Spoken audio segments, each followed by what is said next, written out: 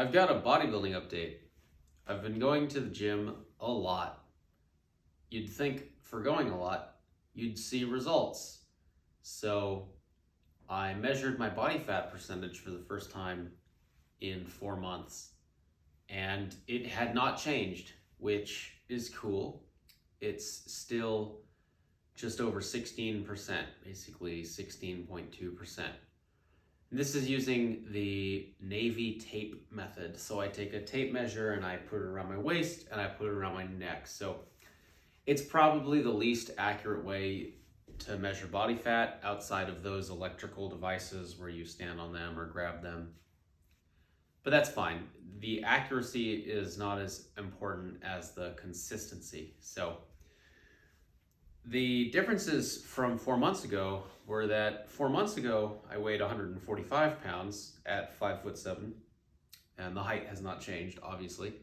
And last time I measured, I was around 148 pounds. So I gained about 3 pounds, but the body fat percentage didn't change, which means that I put on muscle. So I calculated that, and the calculator said I put on 2.8, so a little less than 3 pounds of muscle and half a pound of body fat. So in 4 months, I put on less than 3 pounds of muscle and half a pound of body fat. I posted my results on some forums, and people said that, well, some people said they were great results for having gained that much muscle compared to that much fat. Other people said that they were terrible results. I'm inclined towards the latter. I'm disappointed that I've not gained at least 4 pounds of muscle in 4 months, given how much effort I've been putting into working out and how much time I've been spending at the gym. For the last few months, I've been going to the gym and lifting weights between 1 and 2 hours. Sometimes I lift weights more than 2 hours. That's very rare, but it happens at least once a month. I mean, I go to the gym almost every day, so that's still a pretty low chance of happening. And then after I would lift weights, I would put on my cardio shoes. I would ride the spin bike for an hour between 190 and 200 revolutions per minute. That's the pedals spinning. And around 200 or slightly less than 200 watts.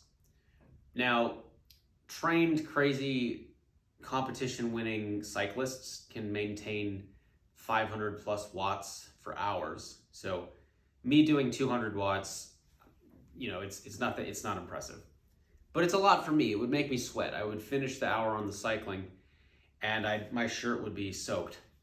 I'd be patting my head with a towel, soaking the sweat up every few minutes. I hang this water bottle from the handle on the spin bike and I sip it. Sometimes I'll have some caffeine for more energy during the cardio. And then after I would ride the spin bike for an hour, I would get on the treadmill and I would walk uphill at a 15% incline for 10 minutes, which is tough. And then I would put it on 0% incline and bump the speed up to 6 miles per hour and run 3 miles, which took half an hour. So all in all, probably 5 days a week for the last few months, I've been spending an hour and a half in the weight room, then an hour on the spin bike, and then 40 minutes, 45 minutes on the treadmill. So that's an hour and a half plus 45 is 2 hours and 15, plus an hour on the spin bike is 3 hours and 15. And I always start my gym sessions with a 5-minute jump rope warm up. So 3 hours and 20 minutes. So for the last few months, I've been spending at least 5 days a week, 3 hours and 20 minutes in the gym. And then of course, this doesn't include all of the transition time between cardio and the locker room and using the bathroom and getting towels and showering and changing and coming and going. So I'd say for the last few months, I've been spending, 4 or 5 hours at the gym, 5 days a week, sometimes 6. And so for all of that effort that I've been putting in, and I worked with a personal trainer. I worked with several personal trainers because the personal trainer that I hired after he quit, I was handed a different personal trainer for the remainder of the sessions that I paid for. So I worked with multiple personal trainers. I learned all sorts of things from the personal trainers. I was doing a PPL, push-pull legs split. I really felt like I made leaps and bounds when it comes to weightlifting and the mind-muscle connection and all sorts of stuff that I could go on all day about. So I worked with trainers. I felt like I made advancements. I changed my split and my programming. I played around with like my cardio, and I started taking a non-stimulant pre-workout, and I always stay hydrated. I'm on top of my sleep. I make sure I get at least my weight in grams of protein per day, so I get at least 140 to 150 grams of protein per day. I do the carnivore diet, so it's easy to exceed 200 grams of protein in a day. I calorie count, track my calories, watch how much I'm eating so that I don't, gain too much weight. So I was consistently, clocking in somewhere between 1,800 and 2,600 calories. I think at one point I even did a 1.5 long bulk and cut. So I bulked for like a month and a half or so, and then I cut, gained a few pounds, lost a few pounds. All of this effort, all of this work, all of these things that I've been meticulously tracking and staying on top of, and I take creatine every morning, 5 grams. I recently started supplementing with L-glutamine to help with my recovery, which honestly I can't tell if it's doing anything at all. I take multivitamins. We're talking a men's multivitamin D3, a B12, fish oil, keratin or whatever it's called, the stuff in the nails that's supposed to be good for your hair and skin. I put on moisturizer, which that's totally unrelated, but I'm just trying to say, I'm putting in all of this effort, and I gain less than 3 pounds of muscle in 4 months. What is that? Obviously something there.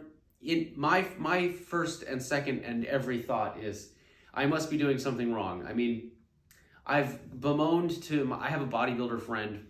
He uses PEDs, so he knows a lot more than I do, I suppose.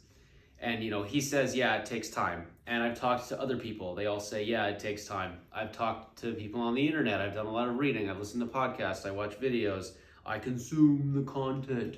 I interact on forums. I make posts. I've posted my body on all sorts of forums and asked for advice and tips. And many people have told me all sorts of things about the weights that I'm lifting and the exercises I'm doing and the cardio versus the resistance training and the splits and the nutrition and everything.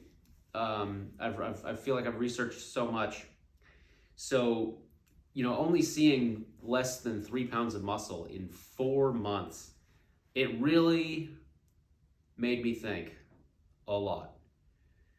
I spent a few days thinking about it, and I thought, man, this is not worth it.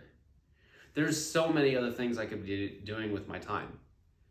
I could be working on more D&D games to run for more friends instead of just the one D&D game that I run. I could be going to more board game meetups. I could be going dancing more often. I could be working on my hobbies. Maybe I should just finally get another job. It's been a while that I've worked. It's been really nice to just not work. I've got a lot of saved up money, so it's nice to be able to just sit on my bottom and not work, but maybe I should stop wasting this time in the gym and actually just get a job again, right? I could be reading more. I could pick up new hobbies. I could travel. I went backpacking to Colorado twice this year and I had a blast. Why don't I just go backpacking again? I mean, all of these things that I could be doing instead of spending 4 to 5 hours in the gym 5+ days a week. For no results. I mean, realistically, yeah, I got results. Even if I didn't go to the gym, anyone who's not going to the gym, they're not going to just gain nearly 3 pounds of muscle in 4 months. They're just going to stay fat or whatever it is. Let me turn that off.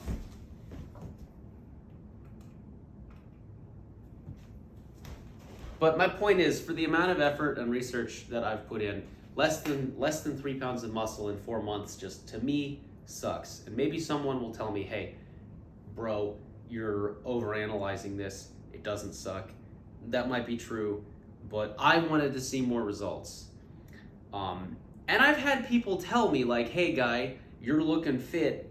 your arms are looking bigger, your whatever's looking bigger, you're looking good, you look like you work out, man. I've had so many girls tell me they don't understand why I think I don't look attractive or fit or whatever. Like pretty much all of my girlfriends have told me like, yeah, you're buff, you look like you work out, you're attractive. I'm like, okay, you say that, but I still look in the mirror and I'm like, it's so lacking. It could be so much better. There's no six pack. Every guy wants the six pack. I can flex and it shows up, and I did start doing heavy resistance training for my abs. There's a crunch machine, and when I first hit it a few weeks ago, notice I said weeks. That's not nearly enough time to see results. Yes, I know. But I've tried abs a bunch of different ways, like hitting them frequently, hitting them with a multitude of exercises, all body weight, mind you. What I noticed was the big dudes at 20% body fat, the ones that don't use roids, like Natural Hypertrophy, and Alex Leonidas and Eric Bugenhagen. Of course, obviously Eric Bugenhagen is using PEDs, but these big guys with the abs, what are they doing? Well, they're not just doing a million crunches and flag pulls and so on. They're doing actual like weights for their abs. So there's a weighted ab machine that I've started hitting at my gym. And the first time I hit it, I couldn't like sit up the next day. I had to use my arms to prop myself up because my abs were so sore. But after waiting that off, because I tried to do abs again and I couldn't, it was too painful, the DOMs, or whatever. But I did abs again yesterday and it was so much better. I was able to do 20 reps at 50 pounds and then I drop setted it to 40 pounds, 20 reps, and then 30 pounds, 20 reps. And I did that twice.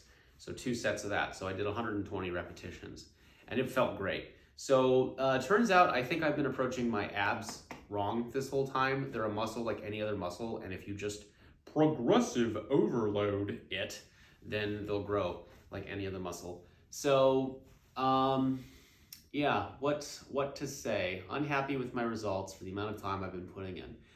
So I use my big boy brain because I am in my 30s, so I should have a big boy brain. And I determined that I should stop spending so much time in the gym because anyone who spends as much time as I do consuming fitness content will have heard millions. Well, that's hyperbole.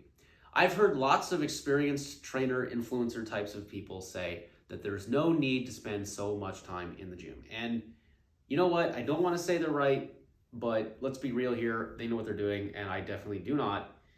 They're right. Or if they're not right, I'm extra wrong, okay? They must be onto something. So I decided that all of my friends telling me that I'm spending too much time in my gym, and family, like everyone I know telling me I spend too much time in the gym, all of these fitness influencers saying that there's no need for, a beginner or an intermediate person to be spending so much time in the gym. They must be right. I must have been wrong this whole time, and they must be right. So here's what I did and what I'm doing. So first of all, I just threw out the cardio. I still run 20 to 30 minutes after every workout, which I know it's not optimal for the muscle gain, but lots of people lift weights and still do cardio, and I'm not going to stop because I was a long distance runner back when I lived on the West Coast. I would run 65 plus miles every week. My record was 90 something, but whenever I breached 75, I would get like an injury and have to take a few days off. So I could consistently maintain 65 miles a week. And that was all mountain running on dirt mountain bike trails up in the redwood tree forests. And I really miss that. I swear I miss that. And yeah, when I moved out here to the Midwest, there's no mountains out here. There's not even hills. So the running fell off. Of course it did. But that's okay because, what's important to me is fitness. Fitness is important to me. I want to maintain a not fat figure for my health and well-being.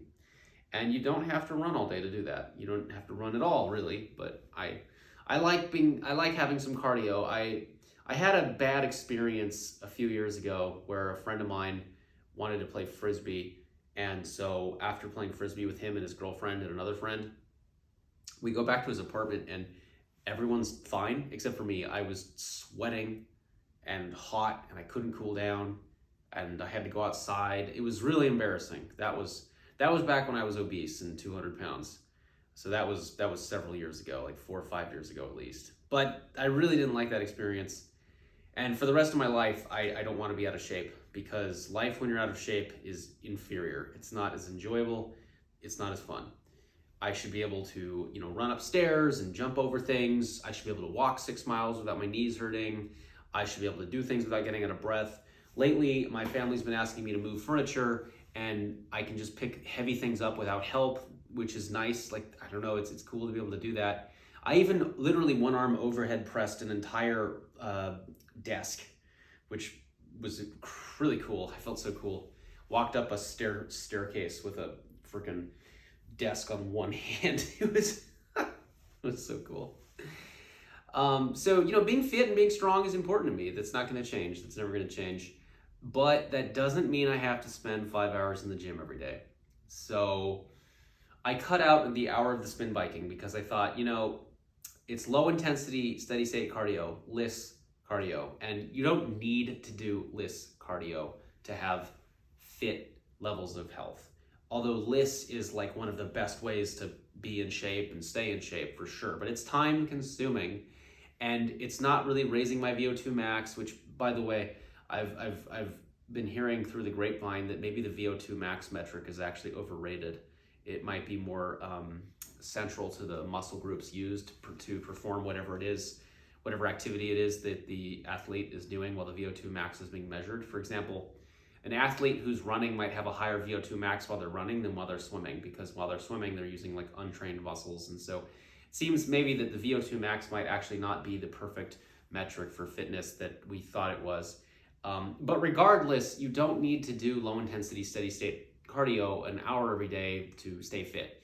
No, I'm just gonna run 20 to 30 minutes after my workouts. I think as long as I can run for half an hour, I'm as fit as I'm gonna need to be. When I went backpacking in Colorado recently, I just never had to stop. I ran up one of the 14,000 foot peak mountains, not from the base, obviously, from like maybe 12,000 or 13,000 feet. I'd already ascended one peak. It was Grays and Torreys, and I went from Grays, I went down Grays and then up Torreys, and I didn't have to stop for a break. I was beast mode. It was epic. So, having fitness is great for me, because I'm not a couch potato. I like to go outside and do things. If I sat and watched TV all day, then I suppose I wouldn't value fitness, would I? But I don't need to do an hour of spin bike for that. So just, I do 30 minutes of running now. It's probably been 2 weeks that I've been working out this way, maybe a week and a half. And then this is the bigger change. As far as the resistance training is going, again, less than 3 pounds of muscle in 4 months. I must have been doing something wrong. So I thought about it and I thought, all right, well, what's something I should change? How about more rest days? So now I'm doing at least 2 rest days a week. Sometimes I'm doing 3 rest days a week. And I'm trying to have those rest days spaced around workouts.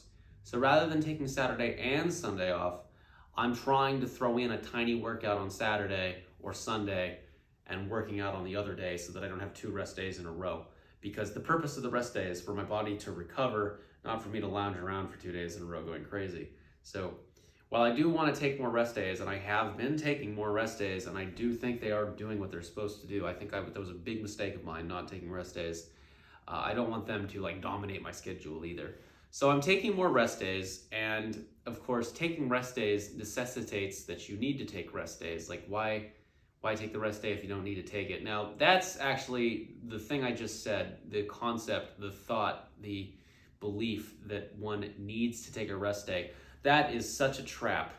I used to think I didn't need to take any rest days because I could go to the gym and work out for 3.5 hours, whatever I calculated at the start of the video, 6 days a week. I was going 7 days a week like half a year ago. Then I went down to 6 days a week. Now it's down to like 5 or sometimes 4 days a week. What changed? I think what changed, because I definitely have not gotten any less fit. And I have not lost any muscle. I gained some, although it wasn't as much as I'd like to have gained. No, what changed? Well, I think I learned how to actually lift weights correctly, which I feel so asinine saying, because it's conceptually such a simple activity, lifting weights. But, and I mean, I freaking, I work as a software engineer. You would think I would be a smart person, or maybe I'm just the type of person that approaches everything from the wrong angle and, wants to overanalyze everything critically, pointlessly, fruitlessly, because it's in my nature. But, and I suppose I'm doing that for resistance training, and there sure are a lot of, lunkheads who don't seem super smart and they get super buff. So, I think my, intelligence, and I really hate to say that I'm smart, because whenever I go into a room, I can usually find people that I think are smarter. It's like, I don't think of myself as smart. It's just that all of my friends and family and like everyone I know will be like, "You're a smart guy. You sound like a smart guy. Oh, you're pretty smart." Or they'll like stereotype me as a smart person, which is really weird. Like, it's one thing being stereotyped as a Jew, or being stereotyped as a man, or being stereotyped as a white guy, or being stereotyped as a Westerner rather than a Midwesterner, like West Coaster, rather, I should say. Or being stereotyped as a nerd or a geek. But it's really weird being stereotyped as a smart person when I have my whole life never thought of myself as a smart person. So just so you know, when I call myself smart, I'm very on the fence about that. So, man, I just lost my train of thought. The train of thought that I remembered is that I think I've been overanalyzing weightlifting this whole time, because it's in my nature to just overanalyze things. Because why should it be so hard? I keep thinking, I'm thinking so much about it, but it's such a simple activity that people have been doing forever without the internet and seeing great results. Why am I having a hard time? And so, and I have a philosophy degree, and one of the things that they teach in philosophy, and also just a general principle, is keep it simple, stupid, which, no, philosophy doesn't teach keep it simple, stupid. That's just a concept. But a lot of philosophers will try to distill like the truth about the world. What is the one truth? What is the one law? In math, there's always a search for like the bedrock of math, or maybe it's not math, maybe it's physics. There's a search for like a unifying theory that unifies the the Newtonian models of physics, and then the Einstein version, the general relativity model, where you have space-time being warped by gravity, etc. If you're not familiar with what I'm talking about, basically in the world of physics, Newton drops the apple and the apple falls at 9.8 meters squared until it hits the ground through the accelerative force of gravity. Right. So in the world of physics, you have physics that explains really big things like stars and galaxies and asteroids and comets. And then you have physics that describes people-sized things like buildings and cars and humans and airplanes and bullets fired out of a gun. And then you have physics that explains really small things, like smaller than what you see on a microscope. We're talking, probably things you can see on a microscope. But, on not the cellular scale, but the atomic, the molecular scale, so much smaller than a cell, much smaller than a red blood cell or a skin cell. And the physics used to explain what happens at the people level of stuff, like airplanes and buildings and people flying through the sky and throwing a punch and firing a bullet and tossing a ball and drinking a cup of water, the physics used to describe things at that level of reality does not work for describing things at the macro and micro levels, the cosmos and the stars and the sub-microscopic level of reality. I don't know it well enough to explain why or how, but if you go do some research of your own, you'll find that if you use the Newtonian laws of physics to predict planet galaxy scale stuff, you'd think that if you threw a planet 5 light years, it would end up over here. It ends up over here instead, because the physics just doesn't work. So my point is like, I can get very analytical, and that's a hobby of mine, but I think it's been a detriment getting so analytical about weightlifting. Probably if I just was never that smart and just approached weights with a very simple mind from the start, I'd probably be much bigger than I am now. And so I think, like the philosophers, what's the unifying principle behind it all? What's the one true thing that makes weightlifting work? What's the maxim, the motto, the ideal, the rule, the goal that the most successful weightlifters follow, or instinctively know, rather? They just instinctively do something, right? It's got to be instinct. And I think it's the HIIT stuff that's been going around. Apparently, high intensity training has been a fad forever. Not just this year, not just this month.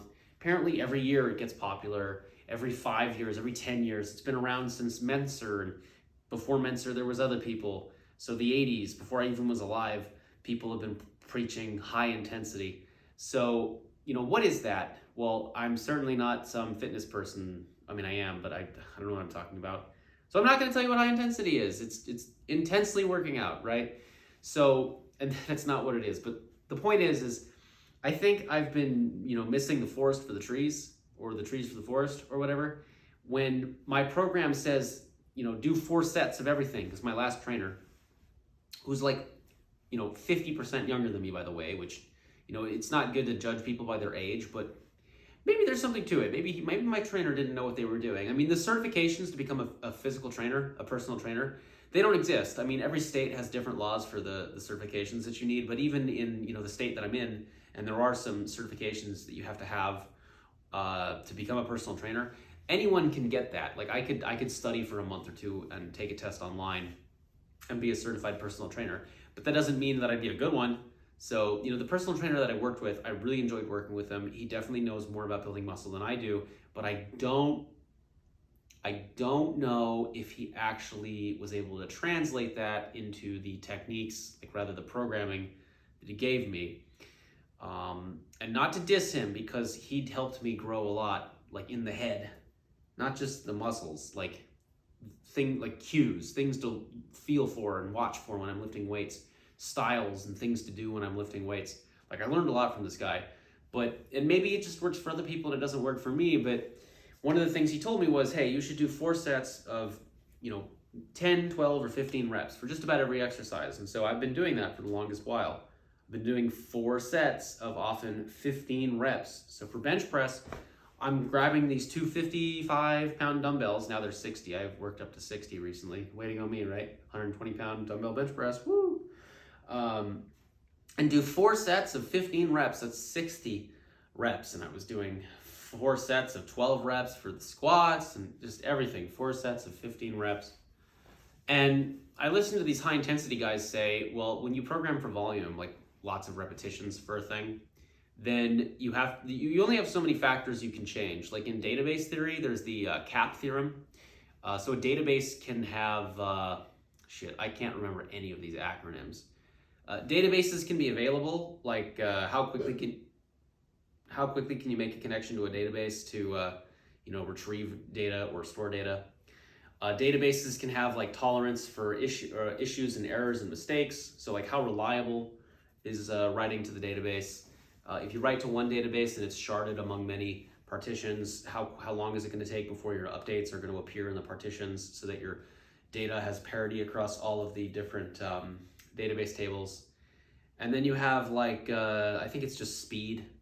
There's like a speed factor, like how long does it take to access it and write stuff and read stuff. And in CAP theorem, you can't have all 3. You have to make compromises. That's why there's SQL and NoSQL, and Cassandra and MongoDB and Postgres and MySQL and whoever knows how many other thousands of implementations of databases there are, is because there's no perfect database, because you can't have a perfect database. You always have to optimize for a factor.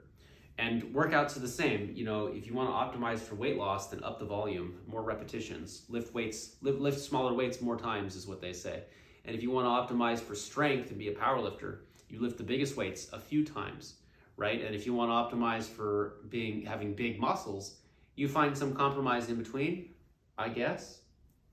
But not according to the high intensity guys. No, they say that you should just do 1 set per muscle exercise. So instead of 4 sets of 15 for bench press, the high intensity guys, they say, oh no, I should be doing 1 set of like 10. So less sets and less reps. So the volume's going down through the sets and the reps. So in order to achieve a result, something else has to be tweaked to make up for the volume loss. That's the intensity. They say the intensity should be high. Well, how do you amplify the intensity? You can reduce your repetition speed. So instead of going 1, 2, 3, 4, 5, 6, busting out your reps super quick, you can take them slowly on the, I guess that's the concentric, and this is the eccentric. It depends on which muscle group. You're doing slow reps. Some people do their reps for like 5 seconds each way. Ridiculous. I think that's probably overkill, but doing them really fast does seem easier than doing them slow. So here's what I've done. I've upped the weight on a lot of my exercises, and I've focused more on slowing down just a little bit. I'm not doing 5-second sets and reps. I'm not doing 3-second reps, but I'm going a little slower than I was before. And most importantly, on every set, not just the 4th set, on every set, this means the 1st set, sometimes the 2nd set, I'm trying to go to failure. Now, I watch these guys like Rich Piana and Mike Menser and Mike from Renaissance Periodization, just anyone on the internet who lifts weights, go to failure, and I've never done anything like that. Like I've never, screamed and shouted and puked and fallen over with my legs trembling, and like that's never happened to me. I nearly passed out one time deadlifting a year ago, but that's probably the closest I ever came. I'm not working out that intensely. And could I? I don't know. I want to say I don't think I could, but we don't really know what we're capable of, right? But I'm working out harder than I was the last half a year. And on that first set, if I do 10 reps and I can still go, then I do more, and then I up the weight and do another set. And I try to fail every time now, basically. So my pull day for my back, my chest day, my push day, my leg day, every exercise I do now, I say, the reps don't matter as much anymore. Like, yeah, I should hit some rep count ideally. If I go too high with the reps, I need to increase the weight so that the next time the reps are more reasonable. If I don't make the reps, I need to lower the weight, right? But every set now, I'm trying to go to failure or something that's not failure, but is closer than I was getting before. So what that looks like is I'll bust out some repetitions, and when it starts to get hurt, I try to keep going, and then I give up like a wuss. But then after breathing for a few seconds, I do some more repetitions. So I guess it's rest pause, because just keeping going is too hard for me. So I guess I'm doing rest pause, which is a well-known technique that weightlifters use. Even if they have not heard of rest pause, people will instinctively do rest pause. Like they'll do a rep and be like, that's the rest and the pause, and then they'll do another rep, so that's rest pause. It's really not, this is getting closer to that stuff I was ranting about when I was just complaining about intelligence, is that people just have an instinct and get results. The instinct must be to just push yourself hard, right? So now instead of doing 4 sets of 15 reps, I'm doing, I'm trying to do everything in 1 set. Which looks crazy on my logbook, because I keep a logbook whenever I work out. I write down every exercise I did, the reps, the weights, how many sets, all that stuff. And it looks nuts. My logbook used to extend not just vertically down the page, but horizontally across the page, because I would, write down a rep and then another rep, or rather set, and then another set and another set, and it would sprawl all the way across the page. Now, when I look at my logbook, it's just like a column. There's the name of the exercise, like as before, and then the first set as before, but there's like no more set number 2, 3, 4, and so on. I am doing more than 1 set for some exercises, and this is the weird part. This is something weird. I don't know if there's any truth to this. It's just my own personal theory. The different parts of my body have different levels of training. So I think my legs are the most trained, because I was a long distance runner, running 65 plus miles a week in the mountain for like 2 years. So, my legs are just really freaking trained or something, probably. I feel like I only need to do 1 set to exhaust my legs, but I can do more. Maybe it was just getting used to the workout, because today I just got back from a leg workout, and instead of doing one set, I did more sets, but they were harder than sets that I used to do. Now that I'm trying to go to failure every time. Because what would happen before is, let's say you have 4 sets, then you're going to sandbag the first 3 sets. You're going to take it easy, and you're going to have kid gloves on for the first 3 sets, knowing that it's okay, because as long as you take the kid gloves off and you actually try on the 4th set, you'll get the results that you want. Well, yes, that's true, but why waste time? Just get it done on the first set if you can. So for my legs, I need like 1 to 2 sets, and whatever exercise it is, my legs are cooked. And that's pretty great. For my chest and my push day, it's about the same. I need 1 to 2 sets, and then my chest is cooked. I've got sore pecs today because I did chest yesterday. My pecs are sore, as they darn should be. Before I hired the personal trainer, I told him, I said, hey guy, I do exercises and I never feel sore. What am I doing wrong? Well, I figured it out. I wasn't pushing myself hard enough. That's what I was doing wrong. And I also didn't know the right exercises to do, and I didn't know how to actually use the muscles during the exercise. There's a lot of things that I learned from the personal trainer. But the thing that I changed recently that I did not get from the personal trainer is just push yourself freaking hard, right? So 2 sets for chest exercises, and then the back, I'm still figuring out the back. My back has grown a lot since I started working it out, for sure. I can tell because I can feel muscles back there that I used to not be able to feel. It was as if they didn't exist before, and only after doing certain back exercises over and over and over again did the muscles sort of just appear. Like I could suddenly feel muscles that I wasn't able to feel before, and I could activate muscles that I wasn't able to flex or think about before. And when I look in the mirror at my back, I can see things that I couldn't see before. So the back has been the most mysterious thing for me between the chest and the legs and the back. Muscles just popping up that I didn't know exist, getting activated that I couldn't activate before. The back, I need 3+ sets. I feel like to this day, the back is a black hole. I can just throw exercises at my back and it just gobbles them up. Nothing can escape, not even light. I can throw so many exercises at my back and it just doesn't really seem to get sore.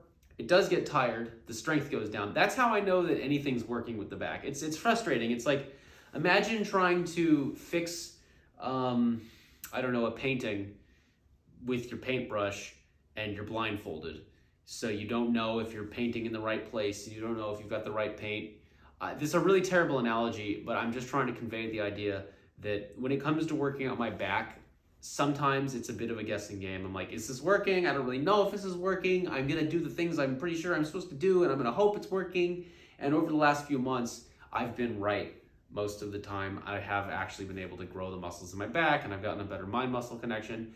But it's still, out of the 3 sections, the legs, the chest, and the back is the most difficult for me to correctly work out. And so I feel like I still need to throw 3+ sets per exercise at the back. And the only real way that I know that the back is getting the workout it's supposed to be getting is that after set 2 or set 3, I just can't move the weight as well anymore. So I know, all right, well, I mean, something back there is getting so tired out.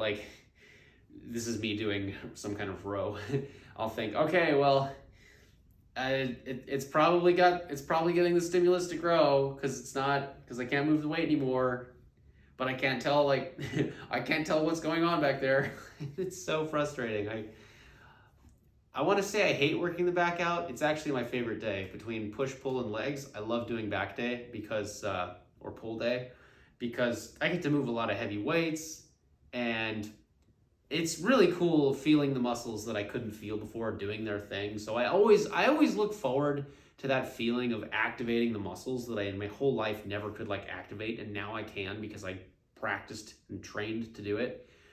That's always just really rewarding, and it makes me it's satisfying.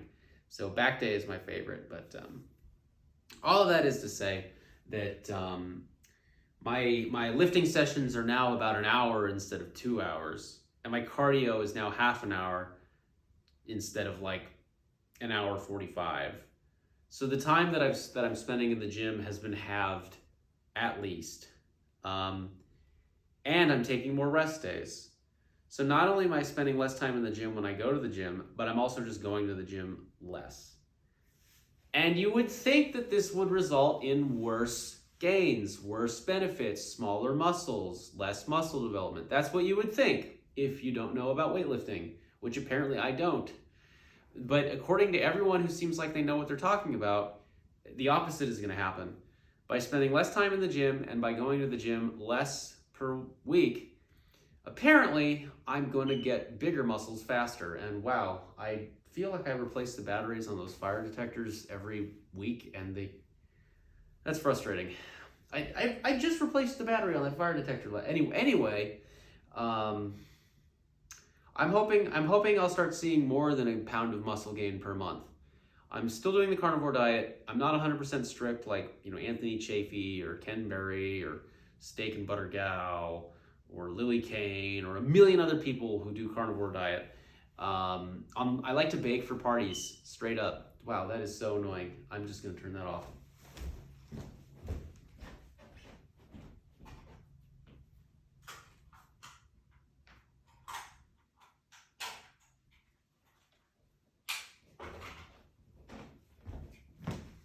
Seriously, I just put the battery in less than a week ago, so I must have gotten a used battery or something. Anyway, I go to hang out with friends, and I go to events, and I go to parties, and I like to bake. I love baking. I bake cookies. Oh, it wasn't the battery. It was a different fire alarm somewhere else in my house, and I'm gonna have to go look for it. And I don't want to walk back and edit this out. I've already talked a lot, so we'll just put up with it for the next minute or two, and then I'll fix whichever fire alarm needs a battery and not be one of those people whose fire alarms are going off all the time. So I'm not one of those people because it wasn't going off this whole time until now. But anyway, I'm not 100% strict with my diet. I calorie count, and when I'm cutting, I try to get 1,800 calories a day, and I do see fat loss at that intake level. But, last night I had a bit of a binge. I made a homemade pumpkin pie with my friend. I bought a pumpkin and I baked it, and I processed the pumpkin out of it, which if you've never done before is a bit of a tedious process. And I blended it, and I poured in all the spices and the heavy cream because I didn't have condensed milk, and I made the pumpkin pie filling, and then I rolled out a homemade pumpkin pie crust. I just mix a stick of butter with a cup of flour and roll it out, and bam, you've got a pie crust. Took like 2 hours to bake the freaking pie. I had to cool it overnight, so it cooled for like 12 hours. I mean, if you've never made a homemade pumpkin pie from scratch, it is a tedious, time-consuming affair. But anyway, long story short, not everyone in my writing club ate my pumpkin pie. I had like 2 slices left. So last night, I just couldn't help myself because I have not enough willpower, I guess. And I had 2 slices of pumpkin pie. Oh my goodness. And then I had some leftover cookie dough batter in my freezer, and I had several spoonfuls of cookie dough, probably 3 or 4 spoonfuls of cookie dough. Realistically, I'm so eating disorder right now.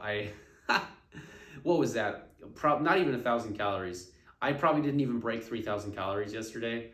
Yesterday I probably had maybe a 500 surplus tops. So realistically, I was like beating myself up last night and this morning, being like, oh, you binge ate. No, I didn't. I'm fit as hell. I hardly ate. And it was only meat besides that yesterday.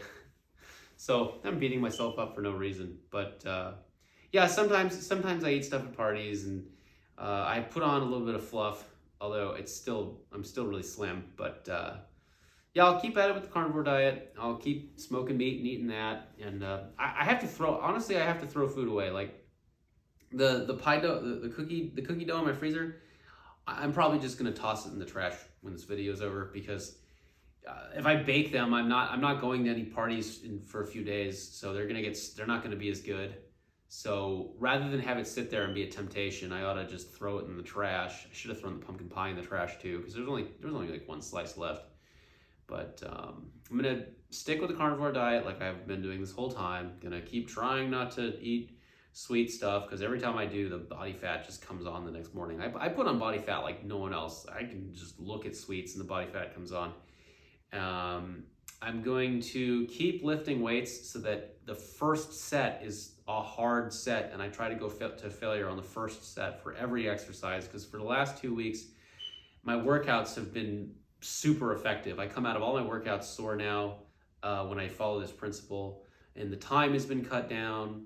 So I think I'm making a lot of good changes, and I'm hoping that, 4 months from now, or whenever I measure my body fat percentage again, I'm hoping it will have stayed about the same, but I'm hoping that my weight will have gone up more, so that I will be able to say that I'll have put on more than 1 pound of muscle per month that I've been consistently working out. Because again, less than 3 pounds of muscle in 4 months of working out is just, I'm really not happy about it.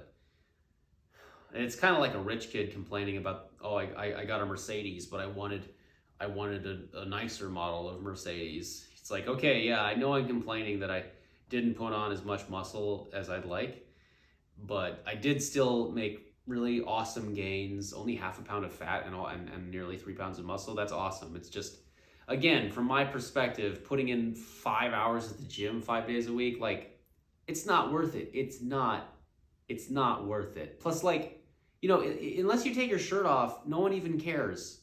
No one can tell, or apparently they can, but when I look in the mirror, I can't tell. Because again, everyone tells me, oh, you look like you work out. But when I look in the mirror, I'm like, dude, you look like a fucking pathetic 30-something-year-old guy. Like, you've got a tub stomach and your arms are small, and it's just, but so hopefully these changes will help. I did throw in an arm day like 2 months ago maybe, and I've been seeing some huge gains with that. I haven't been measuring the circumference of my arms, but I know they've been getting bigger because people at my gym have been complimenting me, and I look in the mirror, they look bigger. So I know it's working. And I'm tempted to say, hey, maybe it was like some sort of curve where, if I plot 4 months on the x-axis and I plot the gains on the y-axis, maybe instead of a linear growth rate, maybe it started off small and got really big. So maybe I gained like no pounds of muscle in the first 2 months, and I gained 2 pounds of muscle in the other 2 months.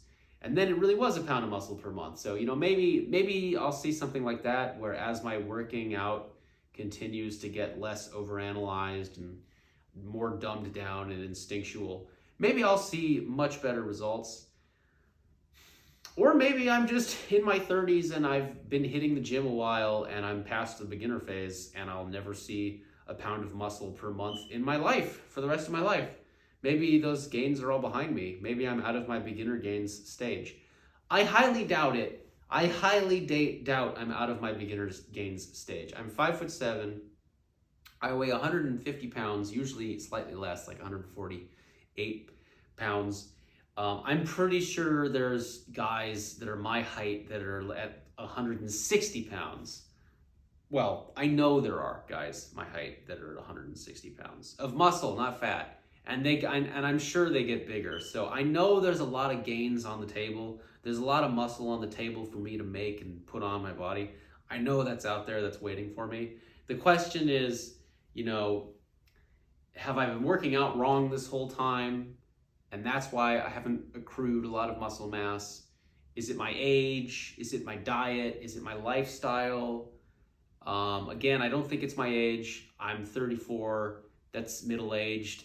But it's not old, I don't think. I mean, of course, a teenager is going to say that I'm old, but they don't say that your testosterone levels, or rather, I think everyone says that, things are fine in the gym for a guy until you hit like 35, or maybe it's 40. I hope it's 40, because if it's 35, I'm pretty close to 35, and in that case, maybe it is the age. And the diet, I'm not worried about the diet, because I'm freaking eating just meat. Like, there's so much protein in there, and it's really good for you. It's super healthy. People say you need carbohydrates. Maybe that's it. I don't think that's it, but maybe it's the lack of carbohydrates. I'm really hoping that it's the training style, the effort that I've been putting into the weights, the fact that I probably haven't been pushing myself as hard as I could have been, and I'm still not pushing myself as hard as I could, I'm sure, but I'm pushing myself harder than I was.